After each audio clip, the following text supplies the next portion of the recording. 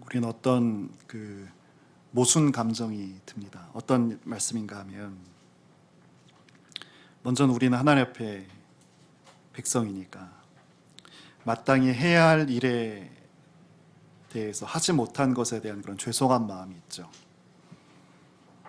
하나님의 부르심에 책임을 다하지 못하고 응답하지 못한 것.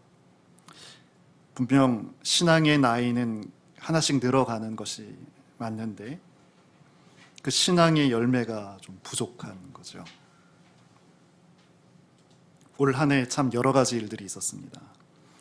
우리 개인에게도 그렇고 또 우리 가정도 그렇고 이 사회도 그렇고 우리 교회도 그렇습니다. 힘겨웠던 일이 있고 아픈 일이 있었고 또 무기력했던 일도 있었고, 그래서 어느 때는 또 분노의 가운데 있기도 했습니다. 또 어떤 것은 아직 우리 마음에 그 아픔이 아직 가시지 않은 것도 있습니다. 이것이 우리 한 가지 마음일 거예요. 근데 우리 속에 또 다른 마음도 있습니다. 그것은 감사의 마음이죠. 우리가 넘어지고 또 일어나는 것을 계속 반복을 하는데 가만히 보니까 하나님께서 우리가 어느 때든지 든든히 우리를 붙들고 계신 거예요. 이 하나님의 오래 참으심에 대해서 감사한 마음이 또 우리 가운데 있습니다. 못났다 해서 버리지 않으셨고 우리의 있는 모습 그대로를 받아주셨습니다. 그리고 저는 개인적으로 참 감사한 것이 이 부분이에요. 정말 꼭 필요한 순간에 하나님께서 성령을 통하셔서 하나님의 마음을 깨닫게 해주신 거예요. 이 부분이 정말 말로 할 수 없는 은혜라고 생각됩니다. 그리고 또 한 가지라면 아마 같이 느끼실 수 있는 부분일 텐데, 이건 내 인생의 덫이다 라고 생각하는 것 있지 않으셨어요? 근데 덫처럼 처음에 느꼈었는데 오히려 덫과 같은 이것이 하나님께서 우리를 하나님으로부터 멀어지지 않도록 그렇게 우리를 붙들어주는 닷과 같은 것이었다라는 그런 깨달음, 그래서 거기서 알게 된 은혜, 이런 것들이 우리 가운데 있습니다. 디트리 보네퍼 목사님, 히틀러 암살 모의에 연루가 돼서 감옥에 수감이 됩니다. 1945년에 그가 처형당하는데 그 45년 바로 코앞에 우리와 같아요. 제 자료를 조사해 보니까 1944년 12월에 어떤 자료는 중순경 한 18일이라고 말하는 데가 있고, 혹은 우리처럼 이렇게 연말쯤에 약혼자가 있었는데, 마리아라는 약혼자가 있었는데 그 약혼자에게 편지를 보내요. 그 편지를 보내고 자기 소회를 이렇게 적고 그리고 시를 하나 같이 적었는데, 그 시가 우리가 마지막으로 우리 찬양했던 그 선한 능력으로, 원래는 조금 다르게 좀 시가 쓰여 있는데 노래하기 좋게 조금 더 개사가 된 것 같습니다. 우리가 직전에 불렀으니까 그 시작이 이렇습니다. 그 선한 힘의 고요히 감싸요. 근데 이건 주님의 팔을 말하더라고요. 그 놀라운 평화를 누리며, 하나님 팔이 우리를 보호하시니까 평화를 누리죠. 나 그대들과 함께 걸어가네. 여기에 그대는 가족들도 있고 제자들도 있었거든요. 이 제자들이 다 전방으로 끌려갔습니다. 그리고 결혼을 약속한 마리아란 이도 있죠. 같은 장소에 없지만 함께 주님 그 팔의 보호함에 따라서 걸어가는 거예요. 그대들과 함께 한 해를 연해. 본 회퍼 목사님이 그 시대를 바라봤을 때 히틀러라는 거짓된 거짓된 예수죠. 거짓 예수죠. 근데 그가 등장하고 나니까 모든 독일 백성들이 굉장히 지혜 있는 사람 아니겠어요? 상식과 지금도 그런 보편이 있는 백성 사람들 하면 독일이 떠오르는데 이들이 폭력에 광기에 다 이끌려가는 그런 현실을 보는 거예요. 그래서 보네퍼는 이 시대, 그가 있었던 그 시대를 참된 주가 누군가, 그 주를 식별하고 고백해야 하는 그런 때라고 본 거죠. 그래서 그 싸움을 함께 했는데 결국 그 일로 감옥에 갇히게 됩니다. 얼마나 좀 어렵겠어요. 처음에는 뭐 자유 시간도 주고 했었는데 점점 함부로 대하기 시작했고 아예 개인의 자유를 박탈해 버렸고 실제로는 옷을 다 벗겨서 그렇게 사형을 시킵니다. 그럼에도 그런 일련의 과정 속에서 그가 낙심되지 않고 그가 하루하루를 이렇게 살 수 있었던 것은 주님에 대한 신뢰죠. 그리고 사랑하는 사람들에 대한 존재입니다. 새로운 새해를 눈앞에 두었지만 사실은 희망이 보이지 않는 그런 상황이잖아요. 그럼에도 불구하고 하나님 그리고 사랑하는 사람들과 함께 그들이 어디 있든지 간에 새로운 시간을, 새로운 한 해를 맞이할 수 있는 것에 그는 기뻐했습니다. 물론 그 마음에 비애가 있죠. 사랑하는 사람들이 함께 있지 못하잖아요. 그리고 일상을 함께 나누지 못하잖아요. 우리 사람은 참 약아서 이 매일 반복되는 일상에 우리는 권태를 느낍니다. 근데 그 일상의 자리에서 쫓겨났을 때 이 평범한 일상이 얼마나 소중한 것이라는 것을 그제서야 깨닫습니다. 지나간 허물, 어두운 날들이 무겁게 내 영혼을 짓눌러도 오 주여 우리를 외면치 마시고 약속의 구원을 이루소서. 괴로움이 없다 말하지 않잖아요. 부인하지 않잖아요. 뭘 구해요? 더욱 주님의 약속의 구원을 주시라고 그렇게 간구합니다. 그 예비하신 구원이 무언지 잘 알지 못한, 그도 모르고 우리도 모릅니다. 잘 모릅니다. 그러나 우리 예수님께서 어떻게 기도하셨어요?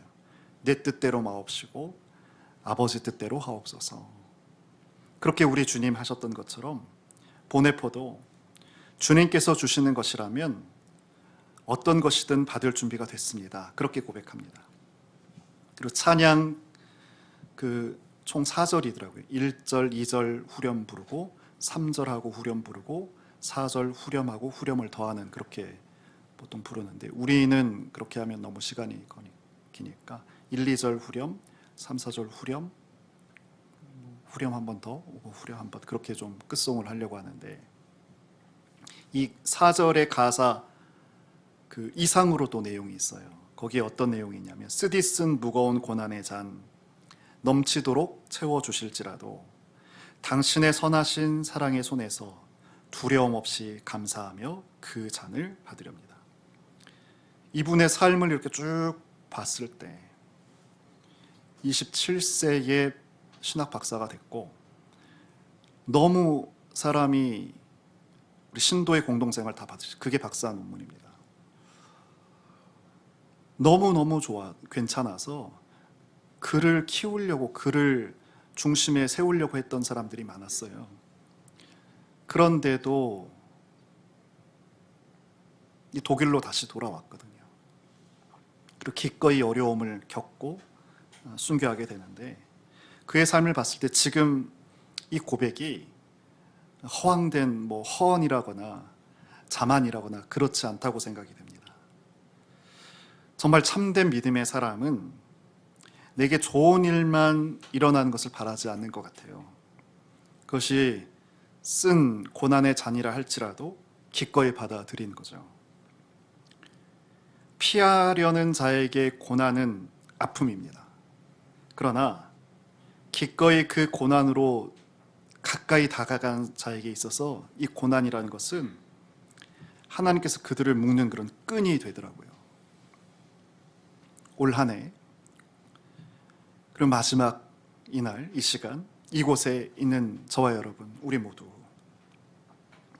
올 한 해 동안 견디기 어려운 것들을 견뎌냈고 또 받아들일 수 없는 것조차 받아들였고 또 잃어버린 것들에 대한 아쉬움도 있지만 그래도 우리가 지금 이 자리에 이곳에 있습니다. 모든 것이 사라진다 해도 우리가 지금 여기에 있는 한 우리에게는 소망이 있습니다.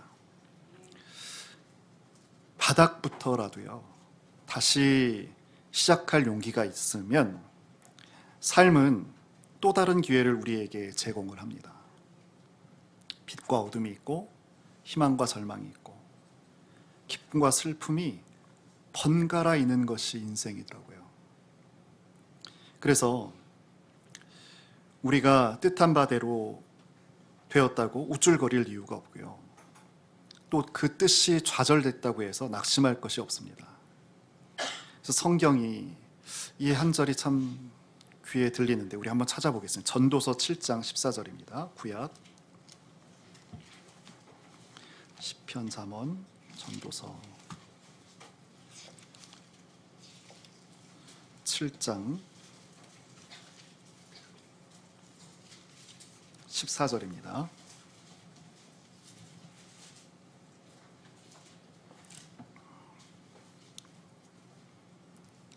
칠 장 14절 같이 한번 읽어보겠습니다. 형통한 날에는 기뻐하고 곤고한 날에는 되돌아 보아라. 이 두 가지를 하나님이 병행하게 하사 사람이 그의 장래일을 능히 헤아려 알지 못하게 하셨느니라. 형통한 날에는 기뻐하고 곤고한 날에는 되돌아 보아라. 하나님께서 이 두 가지를 우리 인생 가운데 있게 하셨다는 거잖아요. 왜요?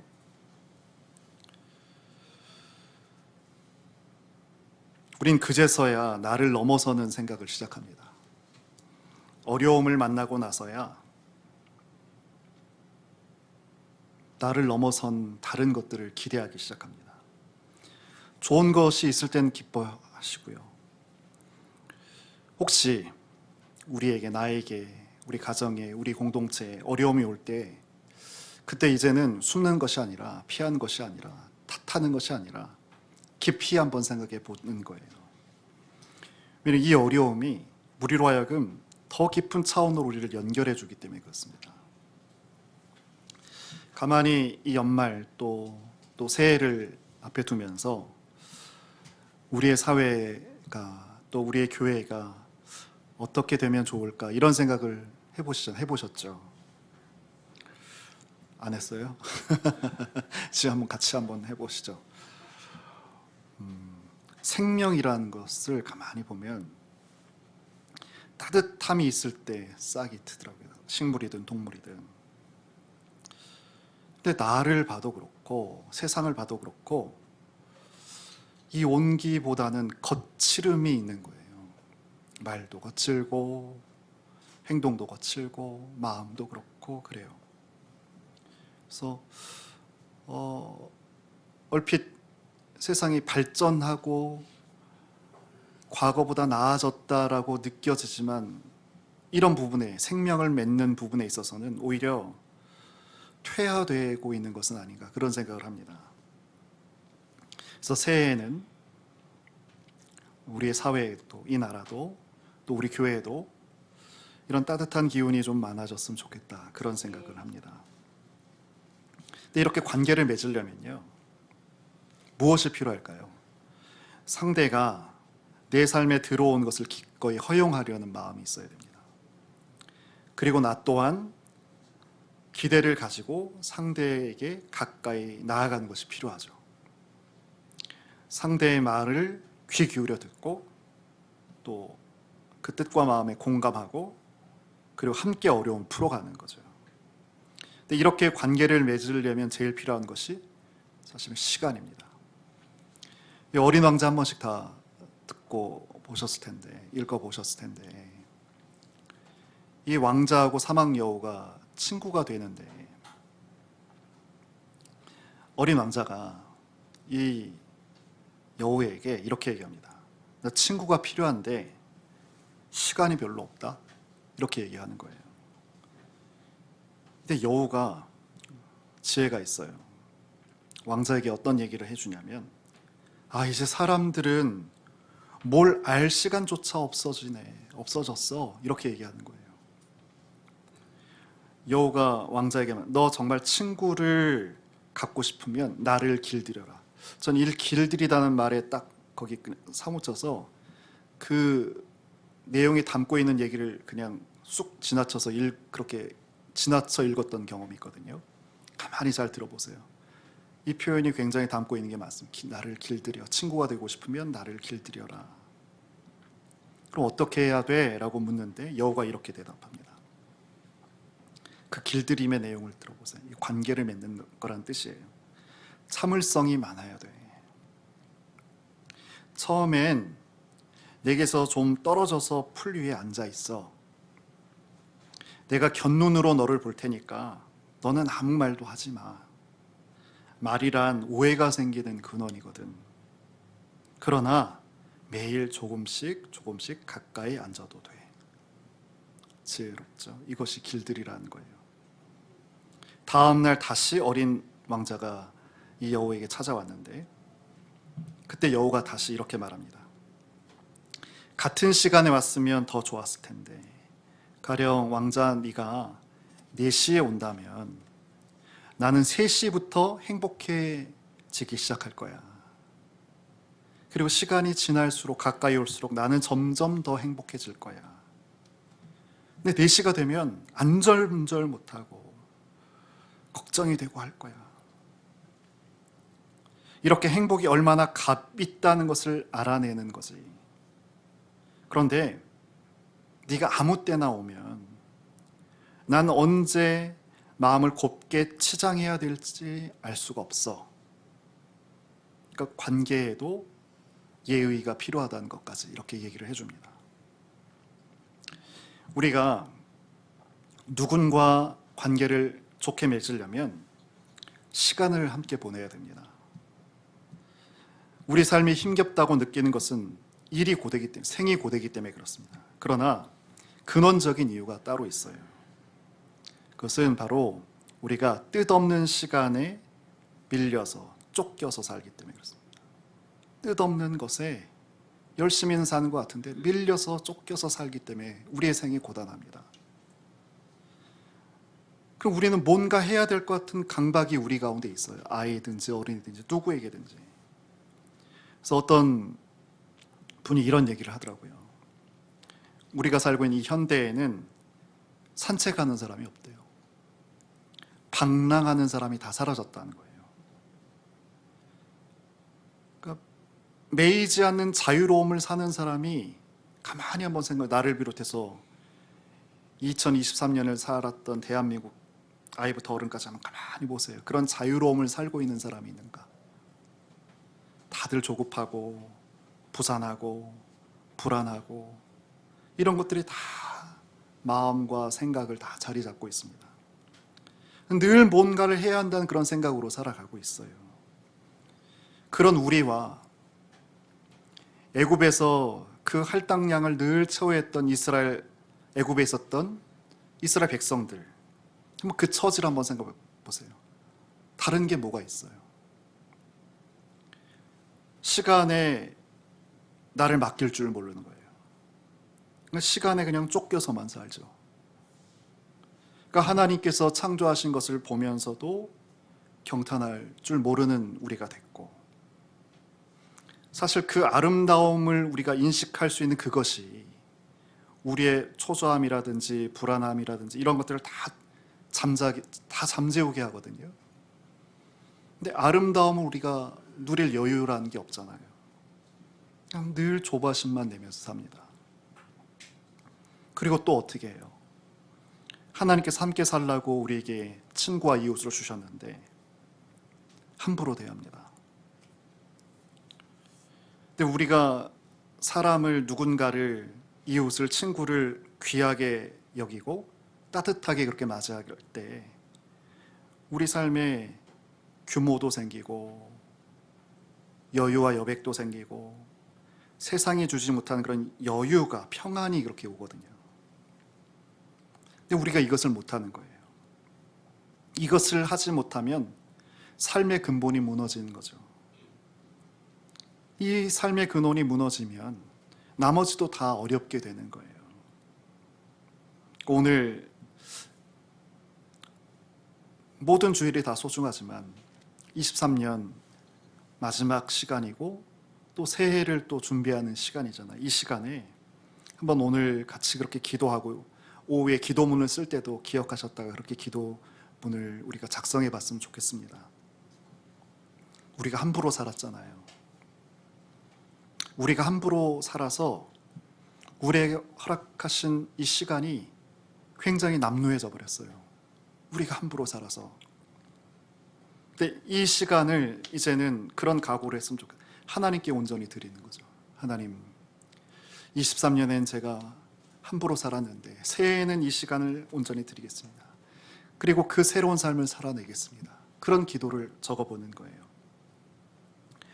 오늘 우리가 본문으로 삼은 요한복음 17장 어떤 내용인가요? 이 땅에 남겨질 제자들을 위해서 친히 예수님께서 하나님께 드린 기도문입니다. 기도의 내용입니다. 예수님께서는 하나님께서 맡겨주신 일을 어떻게 하셨어요? 모든 것들을 다 신실하게 감당하셨어요. 이것을 가지고 뭐라고 하냐면, 여러분 4절을 한번 볼까요? 요한복음 17장 4절.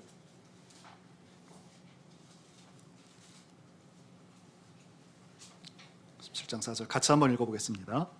아버지께서 내게 하라고 주신 일을 내가 이루어 아버지를 이 세상에서 영화롭게 하였사오니. 이 영화가 영광입니다. 영광. 아버지께서, 하나님께서 나에게 하라고, 예수님께 하라고 주신 일을 다 신실하게 다 이루어서 하나님을 이 세상에서 영광스럽게 했습니다. 그러니까 영광을 돌린다는 게 이런 거예요. 예수님뿐만 아니고 우리에게도 다 각자에게 하나님께서 분부하신 일과 사명들이 있습니다. 이것을 우리가 진실하게 감당하면, 그래서 하나님께서 살아계심을 증거하게 되면, 드러내게 되면 그것이 바로 영광이 됩니다. 예수님은 세상에 남겨지게 되는 제자들이 겪게 되는 어려움들을 예견하셨습니다. 그래서 이들에 대한 하나님의 돌보심, 보호, 맡기는 그런 기도를 드리는데, 여러분 15절에 보시면 구체적으로 이렇게 표현하셨어요.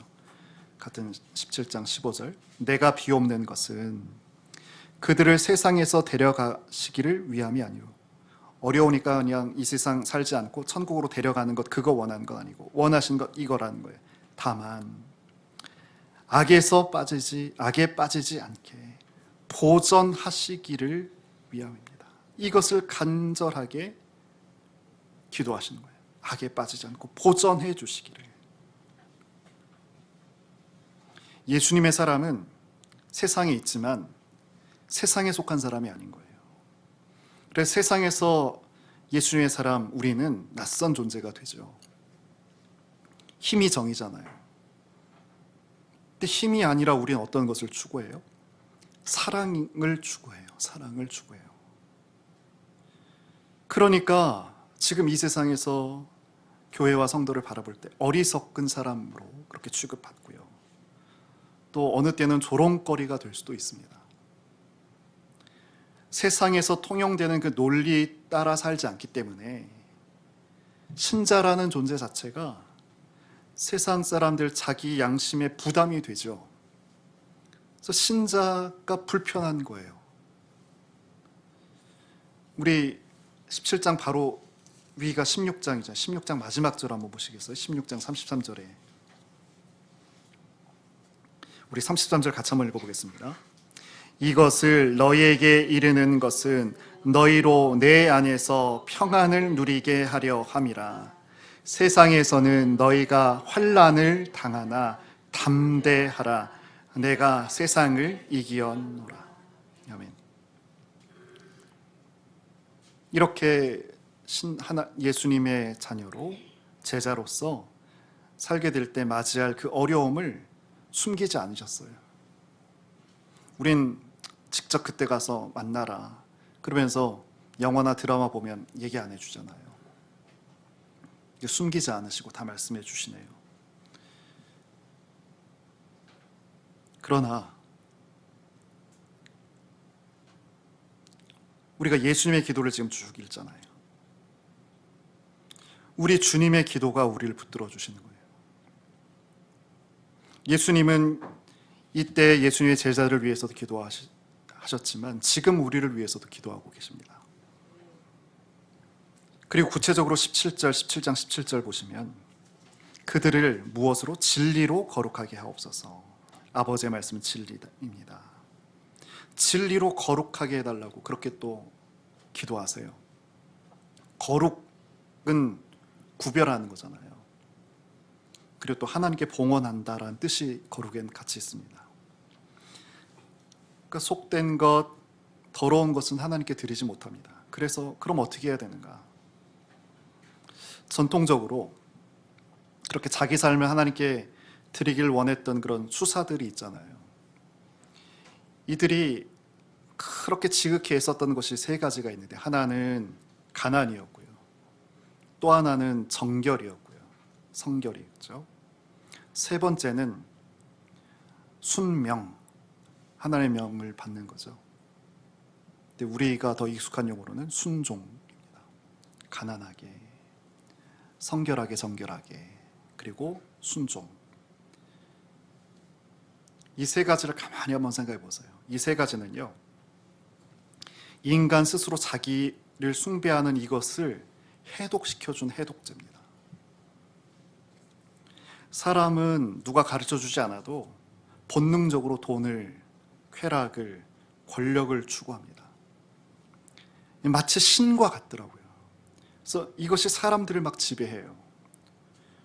돈이 나에게 혹은 사람에게 중심됐던 때를 한번 생각해 보세요. 사람이, 이웃이 사라져 버립니다. 성과 쾌락이 마음을 사로잡을 때 어떻게 되죠? 우리 속에 있는 그 신성한 빛이 꺼져집니다. 권력의 욕심이 우리를 지배하게 되면 어떻게 되는가요? 사단의 소리에 귀를 기울이기 시작합니다. 평생 정의와 옳음을 살던 사람도, 아니 그냥 평범하게 살았던 사람도 권력의 맛을 보게 되면 사단의 소리에 귀를 기울입니다. 우리는 수도사들은 아니죠. 그러나 우리에게 허락되는 24년에는 한번 같이 이 가난, 우리 필요만을, 일용할 양식 주심을 감사할 줄 아는 삶이 되자는 거예요. 그리고 성결, 그리고 순종, 이것을 위해 같이 한 걸음씩 한 걸음씩 그렇게 발을 맞춰서 그렇게 갈 수 있으면 좋겠다, 그런 생각을 해봅니다. 예수님은 믿는 자의 삶이 하나님의 존재를 드러내는 그런 인생이 되게 해달라고 기도하고 계시거든요.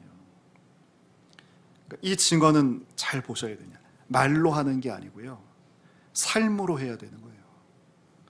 특별히 그것을 어떻게 표현하시냐면, 오늘 설교 제목도 있지만 하나됨이라는, 하나됨. 하나 되는 것이 우리가 하나님께 속한 사람임을 나타내는 징표가 되는 거예요. 오늘 우리가 21절, 22절, 23절 읽었는데 이런 눈으로 다시 한번 보세요. 22절, 23절. 온전히 하나 되는 것, 이것이 우리가 하나님께 속한 사람임을 증거하는 예표가 됩니다. 오늘 대한민국은 어때요? 차이가 아니라 차별하죠. 다른 것인데 계급으로 나누어요. 근데 이런 것들이 점점 높아지고 있습니다. 이런 세상에서 누구와 같이 하나가 된다? 이건 너무나 지금 어려운 일이 되어버렸어요. 그러나 아무리 어려워도 이렇게 하나 된다는 것은 신자가 반드시 선택해야 할 그런 일이 됩니다. 특별히 여러분 21절 한번 보실까요? 우리 21절 같이 한번 읽겠습니다. 아버지여, 아버지께서 내 안에, 내가 아버지 안에 있는 것 같이 그들도 다 하나가 되어 우리 안에 있게 하사 세상으로 아버지께서 나를 보내신 것을 믿게 하옵소서. 지금 예수님께서 뭐라고 기도하세요? 아버지 하나님과 당신 예수님의 관계를 하나됨으로, 그런 예시로 지금 보여주고 계신다는 거예요. 삼위일체 하나님의 친밀함이 이 한 구절을 통해서 지금 다 드러납니다. 서로에게 속해 있다는 거잖아요. 사랑의 관계 속에 있다는 거거든요. 성경이 사랑에 대해서 구체적으로 표현하고 있는 고린도전서 13장에 여러 사랑에 대한 표현이 있는데 저는 이 부분이 생각이 납니다. 5절에 자기의 이익을 구하지 않는다. 우리가 누군가를 사랑하게 되면 나 좋을 대로 처신하지 않게 됩니다. 그리고 상대가 기뻐할 일을 기꺼이 하려 합니다. 이게 사랑의 신비인 거예요. 사랑은 나를 초월하게 만드는 힘입니다. 이게 하나 되게 만드는 힘이 되는 거죠. 제가 요즘에 그 수요일 날 우리 교회론을 배우게 되는, 나누고 있는데 그 니케아 콘스탄티노플 신조의 교회에 대한 고백, 원, 홀리, 캐솔릭, 아포스톨릭, 나는 하나의 거룩한 보편의 사도적인 그런 교회를 믿는다라는 고백이에요. 여기 지금 하나, 이 원, 지금 하나됨이 첫 번째 교회에 대한 가치거든요. 그래서 제가 이런 공동체 저런 공동체를 보는데 떼제 공동체라고 들어보셨죠? 저는 이게 가톨릭의 것인 줄 알았어요. 로마 가톨릭. 그래서 관심을 끊었었는데 보니까 프랑스 떼제에서 시작한 개신교 일치 운동, 하나됨을 위해서 형성된 그런 수도회더라고요. 그런데 개신교 수도회를 로마 가톨릭 교회가 우리나라에 소개를 한 거예요. 거꾸로. 그래서 우리는 로마 가톨릭 그런 단체로 알았는데 개신교 공동체입니다. 근데 이곳에 한국인으로 처음 이제 여기 이 공동체 수사로 들어간 분이 있는데 그분이 느꼈던 느낌들, 고민들을 제가 읽었습니다. 처음 들어간 너무 기쁨과 행복을 누렸다는 거예요. 근데 오래지 않아 어려움과 갈등을 만났다는 거예요. 그래서 거기 있는 외국인 선배 수사에게 자기 마음을 딱 이렇다 했더니 그 먼저 있던 선배가 공동생활은 기적이다라고 말하는 거예요. 하나님의 은총이 함께 있지 않으면 서로 용납하고 용서하고 사랑하는 것은 불가능이다라는 거예요. 가만히 생각해 보세요. 공동체는요, 성격이 맞아서, 취미가 맞아서, 적성이 맞아서 그런 사람들이 모여서 살아가는 곳이 아닙니다. 어떤 사람들이 모인 곳이에요. 너무나 다른데, 너무나 다른 사람들인데 한 분 때문에 모여서 평생을 사는 곳이 공동체인 거예요. 그러므로 우리가 서로 다르다는 것을 잊어버리거나 자꾸 무시하면 우린 아픔과 갈등에서 벗어나지 못하는 거죠. 물론 우리 참빛으로 모인 우리는 수도원 생활을 하는 건 아닙니다. 그러나 우리 또한 그 한 분의 꿈에 사로잡혀서 여기 모인 거예요. 경계가 높아지고 장벽이 높아져요. 다시 조선사회로 돌아가는 거 아닌가 그런 생각이 듭니다. 근데 이런 것들을 넘어서기 위해서는 우리가 서로에 대한 이해와 사랑과 용서를 계속해서 연습하고 또 연습해야 됩니다. 내 주장을 앞세우는 게 아니고 먼저 경청하는 것을, 그런 모습을 보여야 합니다. 그리고 서로를 존경하는 것을 먼저 하는 거죠. 그리고 서로에게는 무거운 짐을 함께 지려고 하는 거죠. 바라만 보는 것이 아니라 함께 지려고 하는 거죠. 그리고 기본적으로 다정하게 대하는 거예요. 다정하게. 그리고 서로를 받아들이면서 그리고 권면하는 거예요.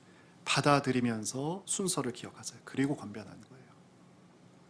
그리고 용납하고, 그리고 서로 순종하고, 그리고 서로 위로하고, 따뜻하게 대접하고, 그리고 겸손의 옷을 같이 입고, 이렇게 우리가 살아가게 되면 어느덧 우리 교회는, 우리 교회뿐만 아니고 모든 교회가 세상을 향해서도 이제 우리가 말할 수 있을 거예요. 요구할 수 있을 거예요. 이렇게 사셔야 합니다 라고 말할 수 있는 그런 위치와 그런 입을 우리가 허락받을 거예요. 그리고 우리가 계속 이렇게 24년, 25년, 26년 계속 이렇게 한 걸음 한 걸음 걷게 되면 우린 점점 온기 없는 세상에서 따뜻한 사람과 공동체가 되어 갈 것이고, 그리고 그 하나됨은, 세상은 모르는 하나됨의 기쁨을 누리는, 맛보는 그런 저희가 될 거라고요.